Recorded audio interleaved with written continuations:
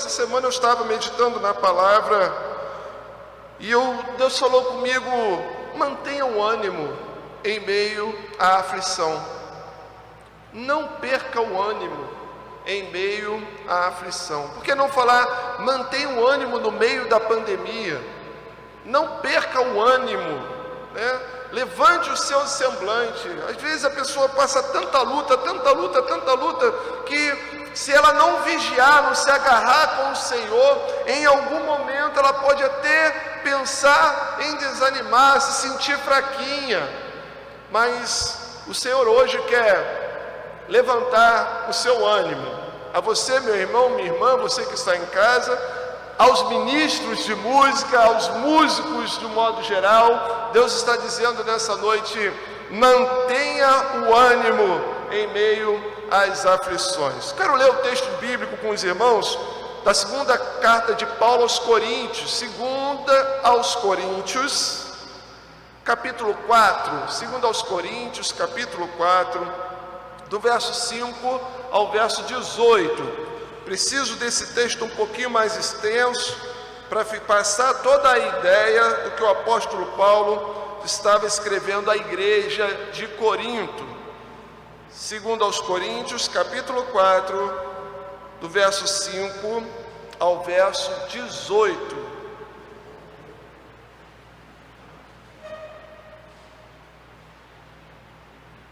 Você achou? Fique de pé, vamos ler a palavra do Senhor? Vamos.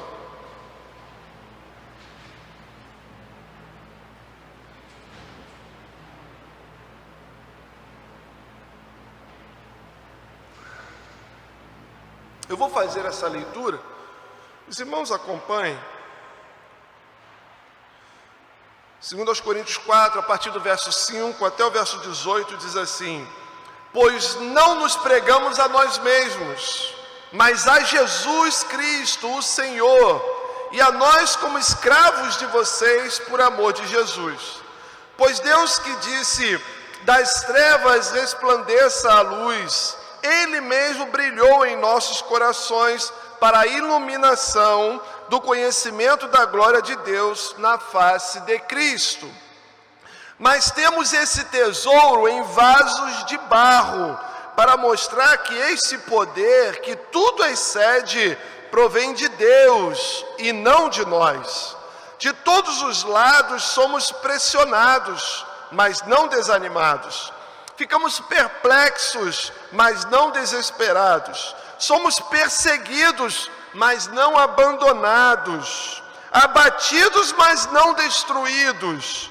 Trazemos sempre em nosso corpo o morrer de Jesus, para que a vida de Jesus também seja revelada em nossos corpos. Pois nós, que estamos vivos, somos sempre entregues à morte por amor a Jesus, para que a sua vida também se manifeste em nosso corpo mortal.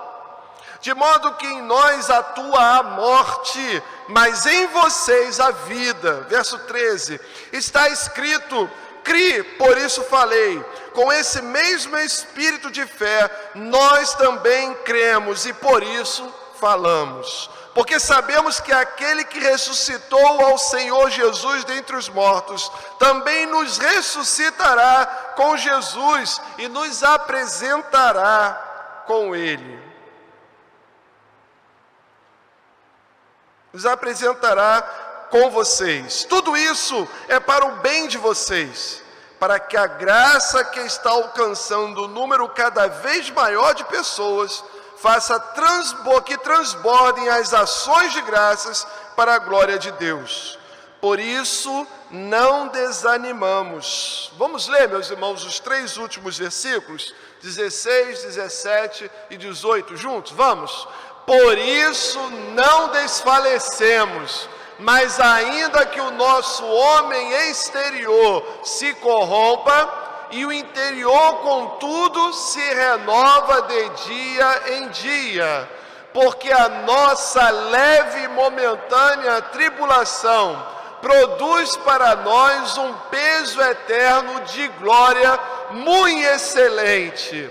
Não atentamos nós nas coisas que se veem, mas das que se não veem, porque as que se veem são temporárias, e as que se não veem são eternas. Amém?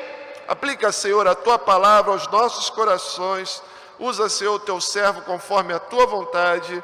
É a nossa oração em nome de Jesus. Amém, Senhor Deus. Amém. Você pode assentar. A ênfase são esses três últimos versículos. A ênfase são esses três últimos versículos. Verso 16, verso 17 e verso 18. Mas era necessário que nós entendêssemos o porquê de Paulo culminar nesses três versículos. Por isso não desanimamos, embora exteriormente estejamos a desgastar-nos, interiormente estamos sendo renovados dia após dia. Pois os nossos sofrimentos leves e momentâneos estão produzindo para nós uma glória eterna que pesa mais do que todos eles. Assim, fixamos os nossos olhos não naquilo que se vê, mas no que não se vê, pois o que se vê é transitório, mas o que se não vê é eterno. O apóstolo Paulo, em seu ministério, meus irmãos, ele enfrentou muitos dias de aflições, muitos dias difíceis, muitas lutas. Existe um texto bíblico que o apóstolo Paulo, ele começa a enumerar tudo que ele já passou no ministério. Tantos açoites e 39 chibatadas, tantos naufrágios, tantas perseguições, preso várias vezes. E ele vai delimitando todos os sofrimentos que ele passou durante seu ministério. E ele fala, naufrágios foram tantos, certa vez fomos apedrejados. Olha, você fica surpreso com tudo que Paulo já passou. Por quê? Porque fazia o bem, porque pregava a palavra, porque dava testemunho de Cristo. Tudo isso que ele passou não era porque ele era um bandido, porque ele era um homem mau. Não, meus irmãos, fazendo a obra de Deus. Então, meus irmãos, a gente vê pela palavra que aqueles que são chamados para fazer a obra de Deus, muitas vezes também vão passar por muitas perseguições, momentos difíceis, tristezas. E Paulo escreve esse texto, meus irmãos, para a igreja de Corinto. A igreja de Corinto foi a igreja que mais trouxe lágrimas e preocupações a Paulo. A igreja de Corinto, para os irmãos terem uma ideia, o Espírito Santo preservou essas duas cartas de Corinto para nós, 1ª e 2ª Corinto. Mas os estudiosos vão dizer que Paulo tenha escrito pelo menos de 3 a 4 cartas a Corinto. O Espírito Santo preservou como palavra para nós 1ª e 2ª Coríntios. Mas não foram só essas duas cartas que Paulo escreveu, não. Paulo teve que várias vezes interceder, várias vezes exortar a igreja de Corinto. Foi motivo de muito trabalho aquela igreja, muitas lágrimas para Paulo. E em meio a tantas circunstâncias difíceis e provações, Paulo busca, meus irmãos, renovar o ânimo do seu ministério.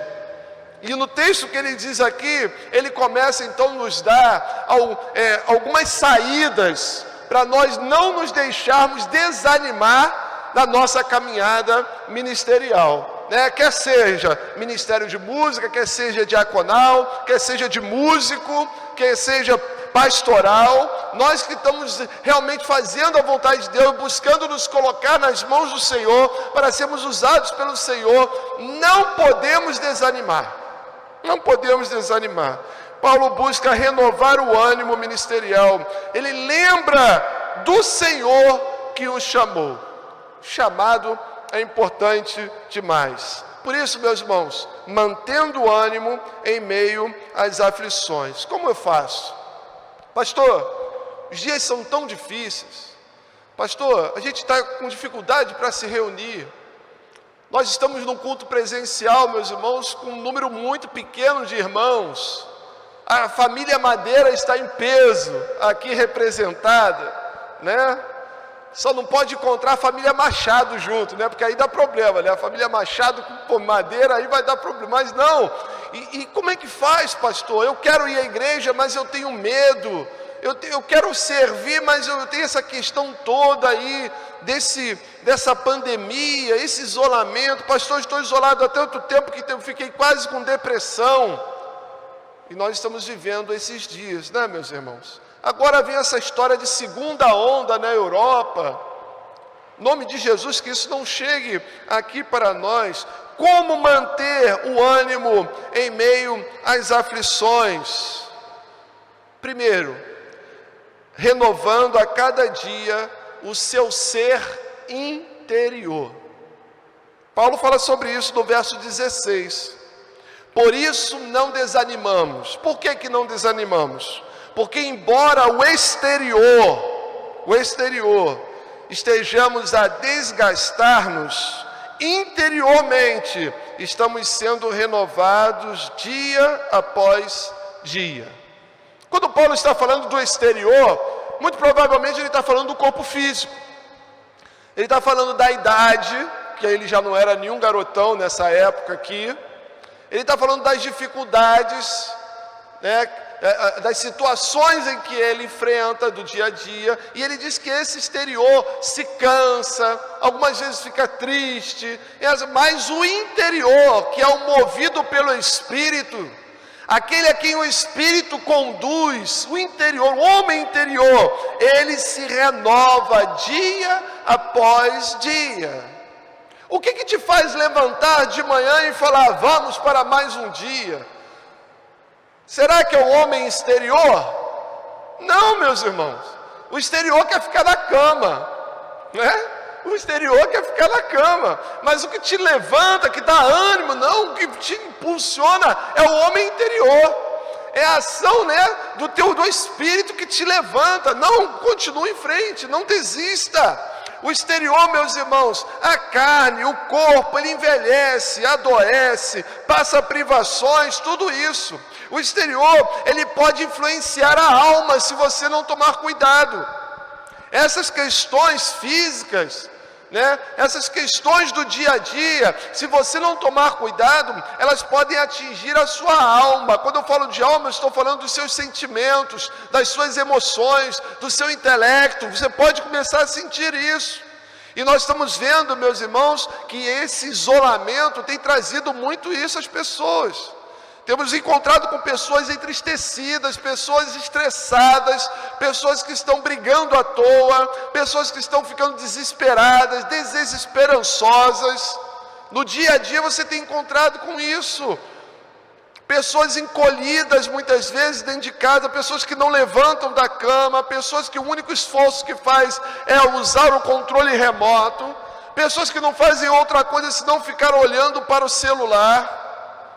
Estamos vivendo esses dias, e se nós não estivermos atentos a essas questões exteriores, elas podem ser interiorizadas, quer dizer, podem atingir a alma, as emoções. Já o interior é o espírito que se renova por meio da fé. Nós devemos estar agarrados com o Senhor nesses dias, meus irmãos, depositando diante do Senhor a nossa oração, agarrados com a palavra de Deus, com as certezas e as promessas que o Senhor nos dá. Isso vai nos ajudar a fortalecer esse homem interior, esse ser interior, levantar o nosso ânimo, nos colocar para frente. É a ação, buscar no Espírito Santo de Deus o ânimo para continuar fazendo a obra do Senhor, tomando realmente no meio das dificuldades o ministério, dizendo, o Senhor me chamou, o Senhor vai me ajudar, eu vou continuar, vou vencer, porque Cristo venceu. O interior, meus irmãos, é a fé, é as ações espirituais, tem o poder de renovar a alma. Enquanto o exterior talvez tente colocar as suas emoções para baixo, quando você se agarra com o Espírito de Deus, o interior então coloca a sua alma para cima, levanta você, abre os seus horizontes, abre os seus olhos espirituais, para que você veja que por maior que seja o deserto, ele não dura para sempre. E no meio do deserto, o Senhor está contigo no seu ministério. Viu, Simone? No meio do seu deserto, no meio das suas tribulações, das suas questões, no meio das suas dúvidas ministeriais, o Senhor está contigo. Viu, meu irmão? Você que toca, você que louva o Senhor, você que é músico, não desanime. O Senhor está contigo. Renova o interior. Paulo diz, olha, o interior se renova dia após dia. Por quê? Porque eu me agarro com o Espírito de Deus. Eu me agarro com o Senhor. Ele tem o poder de renovar a alma e, em consequência, melhorar até o corpo.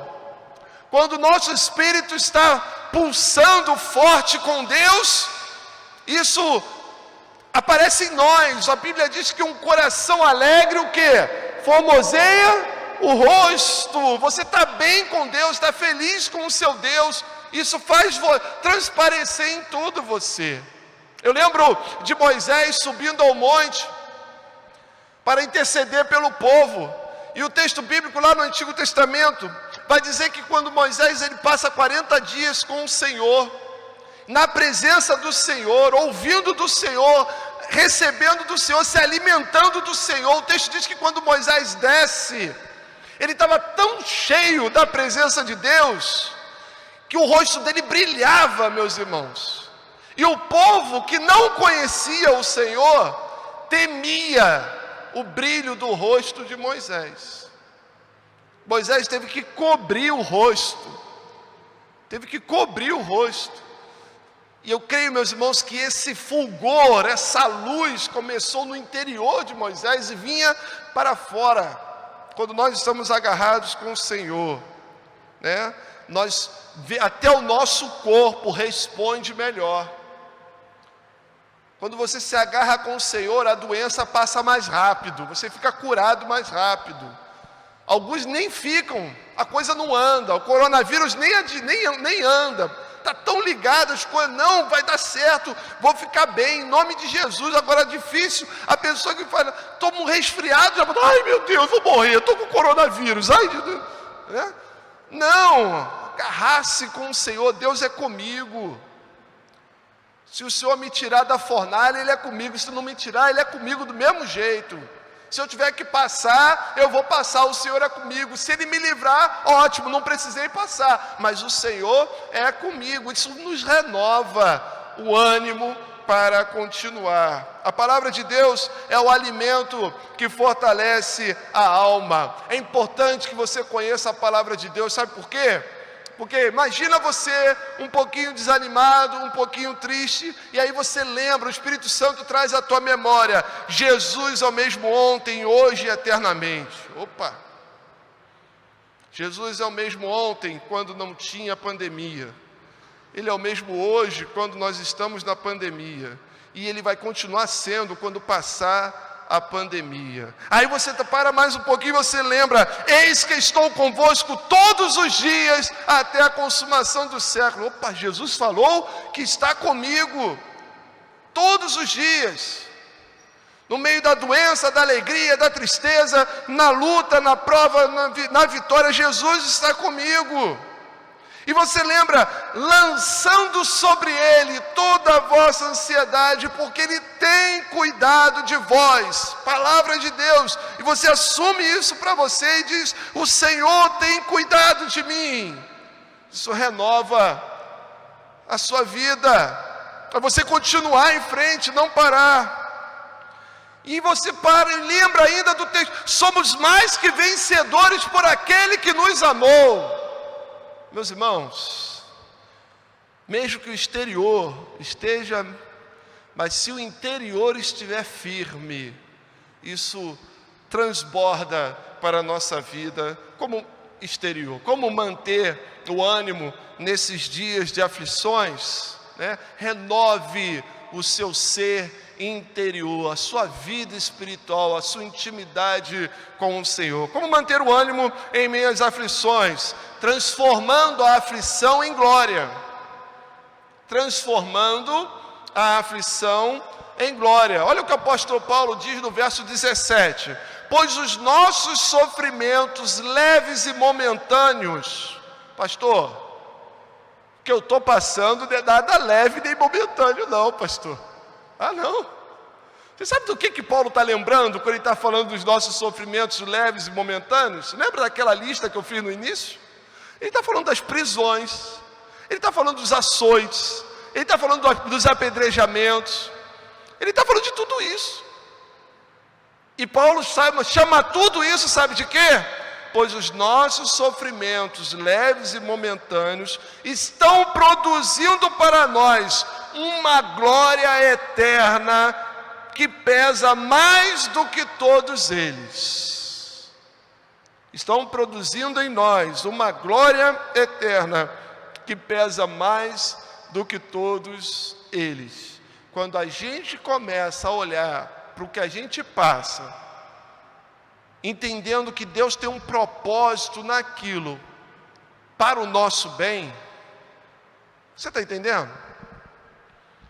Mas pastor,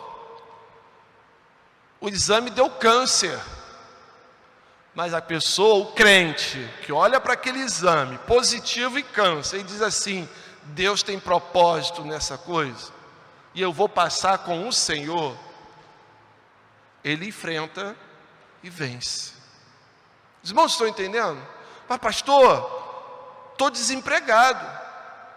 Mas aí a pessoa para, mas o Senhor tem propósito. Pois os nossos sofrimentos leves e momentâneos, Deus está agindo através desses sofrimentos. Deus está agindo, Deus está no controle. Ele tem propósito nessas questões que eu e você passamos. Eu passei por uma ontem, meus irmãos, que não posso contar, mas que hoje Deus já deu resposta. Deus já deu resposta hoje, graças a Deus. O que eu fiz assim, o que eu fiz, só orei. Senhor, está nas tuas mãos, está nas tuas mãos. E Ele vai confirmar, vai confirmar. Paulo confiava na promessa de que nenhum deserto é eterno, que eterna é a glória a qual estamos destinados. E aí a coisa pergunta, né? Por que eu sofro? Por que eu? Por que comigo? Por que agora? Meus irmãos, isso não levanta ninguém. Pelo contrário, a pessoa que passa pela luta, pela prova e começa a questionar isso, ela só fica mais triste, mais para baixo, já se sente derrotado. Mas se quando ela passa pela luta, pela prova, ela coloca: Deus tem propósito, o Senhor está comigo, Ele falou que vai estar comigo todos os dias, eu vou lançar sobre Ele a minha ansiedade, Ele tem cuidado de mim. Quando Ele coloca tudo isso, é um tempo, é um propósito, o Senhor vai agir, Ele está vendo, o Senhor não está com os olhos fechados, Ele não está com a mão encolhida, e começa a colocar diante do Senhor. Isso vai gerando em nós um peso de glória, que quando nós vencermos, nós vamos entender todas as perguntas, as respostas, vamos ter todas as respostas para as perguntas que nós nem fizemos, porque o Senhor tem propósito em todas as coisas. Todas as coisas cooperam juntamente para o bem daqueles que amam a Deus, daqueles que são chamados pelo seu decreto ou seu propósito. As perguntas são respondidas na certeza de que Deus tem tudo em seu controle e que Jesus intercede por nós. Intercede por nós.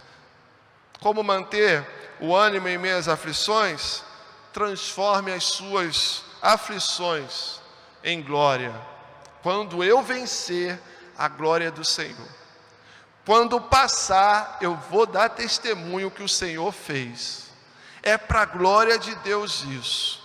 Senhor, quem pecou, o pai ou a mãe? Ele é cego de nascença, nem o pai nem a mãe. É para a glória de Deus, é para que a glória de Deus seja manifestada na vida dele. E Jesus foi e curou aquele cego de nascença. Por fim, meus irmãos, nessa breve reflexão, como manter o ânimo em meio às aflições? Mantendo o olhar nas coisas eternas. Mantenha o seu olhar nas coisas eternas. Sabe por quê, meus irmãos? Porque nós somos todos os dias tentados a dar mais atenção às coisas fúteis desse mundo. E esquecemos que Deus tem coisas eternas para nós. Verso 18, apóstolo Paulo diz para a igreja de Corinto assim: assim fixamos os olhos não naquilo que se vê, mas no que se não vê, pois o que se vê é transitório, mas o que se não vê é eterno. Mas o que não se vê é eterno. A nossa esperança não está na prata e no ouro, não está nas riquezas deste mundo, não está nas coisas que a traça e a ferrugem corrompem. A nossa esperança não está naquilo que envelhece, não está nesse corpo que hoje está em pé, amanhã está doente, não está nesse cabelo que já foi pretinho e agora já está ficando branquinho, não está, na saúde que um dia tem e amanhã está com dor na coluna. Não, a nossa esperança, meus irmãos, está no Deus Todo-Poderoso, Senhor dos céus e a terra, que é eterno. De geração em geração, Tu és Deus. No Deus onipotente. A nossa esperança, a nossa certeza, os nossos olhos estão fixos no Deus único, que tem todo o poder. Que Jesus falou assim: mas para Deus nada é impossível. Lembra quando Jesus falou isso? Lembra que Jesus estava comentando sobre o rico, que colocava o coração dele na riqueza e por causa disso não entrava no reino de Deus? Ele diz: era mais fácil um camelo passar no fundo da agulha do que um rico entrar no reino de Deus. Lembra quando Jesus falou isso? E aí alguns estudiosos vão querer durante muito tempo tentar explicar o que Jesus estava falando. Alguns falaram que uma porta lá em Jerusalém, que era o nome da porta, era agulha, e ela era estreita, e para o camelo passar ali era difícil. Vocês já ouviram falar nisso? Meus irmãos, os estudiosos mais sérios do Novo Testamento, olhando no original, sabe o que eles chegaram à conclusão? O que Jesus estava falando ali é que era um milagre mesmo. Existem ricos que herdarão o reino de Deus, que são fiéis a Jesus, que realmente se converteram? Sim. Deus operou um milagre na vida deles, que eles, mesmo no alto da sua riqueza, eles dão glória a Deus, e a confiança deles não está na riqueza, mas no Senhor. É um milagre. Jesus está falando de milagre. Aí Jesus, depois de explicar, mesmo um camelo passar no fundo da agulha, sabe disso? E Jesus diz assim: mas para Deus nada é impossível. Então, se precisar um camelo passar no fundo da agulha, Deus vai fazer passar. Você já visto a vida de Colgate? Se você parar para ver a vida de Colgate, trilionário, servo do Senhor.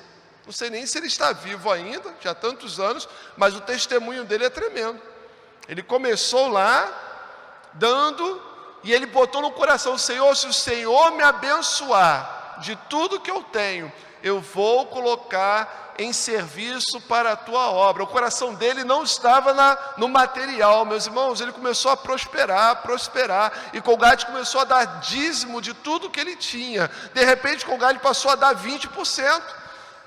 E ele continuou prosperando, e depois ele passou a dar 30%. E prosperando, e meus irmãos, Colgate passou a viver com 10%. E tremendamente rico, porque os outros 90% ele começou tudo a empenhar na obra missionária, na obra do Senhor. Então, quando Jesus disse que um rico entrar no reino de Deus, se é impossível para o homem, porque para Deus nada é impossível. Então, diante do que você está vivendo, Eu quero dizer para você, querido, nada é impossível para o Deus onipotente, que tem todo o poder para agir na sua vida. Na esperança que está no Deus eterno, no Deus onipresente, que está aqui conosco agora, nesse culto presencial, mas também com você aí em casa, que está com você aí no leito do hospital, talvez onde você está com esse celular, assistindo esse culto, prestando esse culto.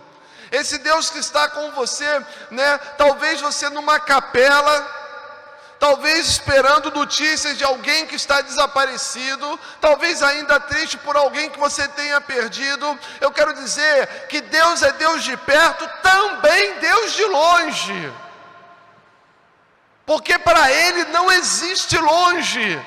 Ele é onipresente, Ele está ao mesmo tempo em todo lugar, nada foge à presença do Senhor.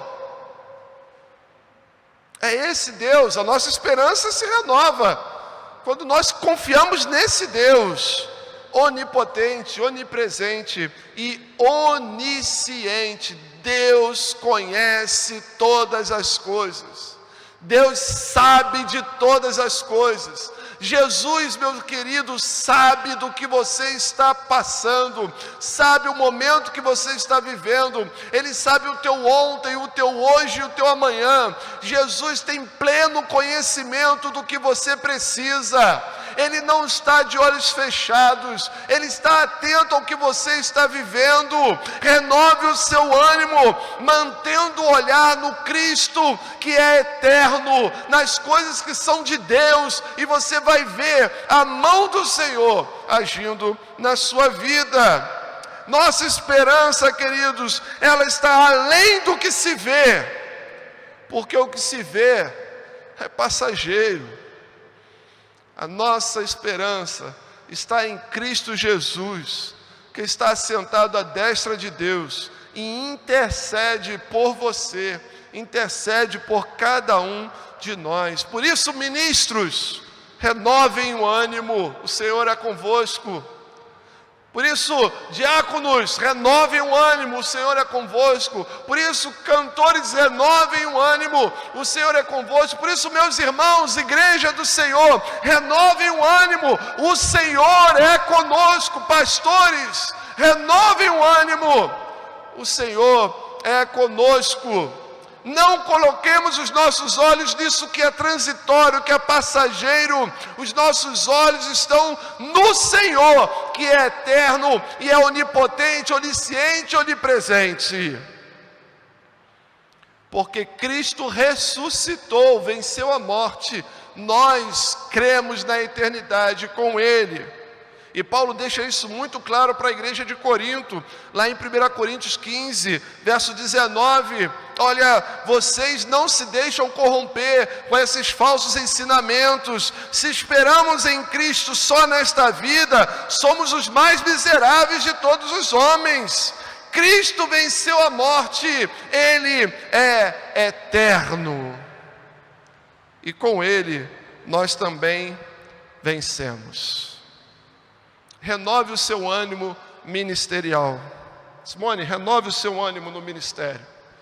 Doni, vocês aqui, vocês que estão em casa, renovem o ânimo ministerial. Renove-se por meio da fé no eterno, no Deus que é todo poderoso. Nada está além de Deus. Todo o poder pertence a Jesus Cristo, nada escapa ao seu saber. Amém? Então, no meio do que você estiver vivendo, coloca Jesus em primeiro lugar no seu coração. Mesmo que você tenha sido diagnosticado com coronavírus, clame a Jesus, creia no Senhor, não olhe para uma folha de exame, olhe para Deus. Ele é Senhor, Ele pode todas as coisas, Ele tem propósito em todas as coisas, e Ele pode transformar essa leve e momentânea tribulação num peso de glória para a sua vida. Confia no Senhor. Confia, pois, no Senhor. Baixe sua cabeça. Eu não sei o que você está vivendo. Quero usar esse clichê evangélico, né? Eu não sei o que você está passando, mas eu quero dizer que Deus sabe. O momento que você está vivendo, o Senhor conhece muito bem. Sabe o que o Senhor está esperando de você? Que você pare de olhar as circunstâncias, como diz o hino, e olhe para o Senhor. Clame ao Senhor. Mas pastor, já tem 1 mês. Pastor, já tem 2 meses. Pastor, já tem 6 meses que eu estou nessa prova. Clame e agarre-se ao Senhor. Renove o seu ser interior através da fé no Deus eterno, todo-poderoso. Nada está além de Deus. Todo o poder foi entregue a Jesus e nada escapa ao seu saber. Deus tem propósito em todas as coisas. Clame por Ele e Ele agirá. Coloca agora esse teu problema diante do Senhor, a tua vida agora diante do Senhor. Apresenta diante do Senhor, faça um gesto simbólico. Tome isso que você está vivendo nas suas mãos e agora e apresente ao Senhor e diga: Senhor Jesus, tudo isso que eu estou vivendo, eu quero agora depositar aos teus pés. Me ajuda, Senhor, a descansar no Senhor. Me ajuda, Pai, a depositar isso nas tuas mãos, aos teus pés, sobre o teu altar e descansar sabendo que o Senhor tem cuidado de mim. Pai, em nome de Jesus, o teu servo, a tua serva que neste momento está fazendo esse gesto, que está apresentando verdadeiramente a sua vida, o seu momento, essa tribulação, ó Pai. Talvez alguém com ânimo fraquinho, alguém já desesperançoso. Senhor, vem com teu Santo Espírito nesse momento, mediante a tua palavra que entrou nesse coração, a levantar, renovar o ânimo, levantar o semblante, Senhor, renovar as forças físicas, emocionais, espirituais do teu filho e da tua filha, para que eles sejam a mão do Senhor agindo sobre as suas vidas. Pai, renova, Pai, o ânimo ministerial dos ministros de música, dos diáconos, dos pastores, dos servos do Senhor de um modo geral, mesmo nesse mundo tão difícil, Pai, que o teu Santo Espírito esteja renovando o nosso ser interior, para que as nossas leves e momentâneas tribulações redundem em nós um maior peso de glória para o teu nome, Senhor. Renova, Senhor Deus, as nossas vidas. Entra, Pai, com providência sobre o hospitalizado. Pai, visita, Pai, a Nice, visita a Sara. Ó Deus, visita o Rafael, que está com o pé quebrado, a nossa irmã Efigênia. Visita, Senhor Deus, nesta hora o pastor Marcelo. Ó Pai de amor, visita a Meire também, lá nos Estados Unidos. Visita, Senhor Deus, os que estão adoentados em casa, se convalecendo. Visita, Pai, o Gabriel. Visita o irmão Márcio. Visita, Pai, os nossos idosos, aqueles que estão, ó Pai, passando por problemas difíceis, cuidando dos seus idosos. Renova as forças também dessas filhas, desses filhos, desses, ó Pai, cuidadores, Senhor. Renova, Pai, abençoa, ó Senhor Deus, aqueles que estão com exames, com resultados de exames para pegar, ó Pai. Ó Deus bendito, em nome de Jesus, que estão fazendo tratamento, Aqueles que estão com problemas financeiros, ó Pai, mostra, Pai, que Tu és o dono do ouro e da prata. Que eles busquem o Senhor em primeiro lugar, porque todas as outras coisas serão acrescentadas. Renova, Pai, as forças físicas, espirituais e emocionais do Teu povo. É a nossa oração, Pai. Em nome de Jesus. Amém, Senhor.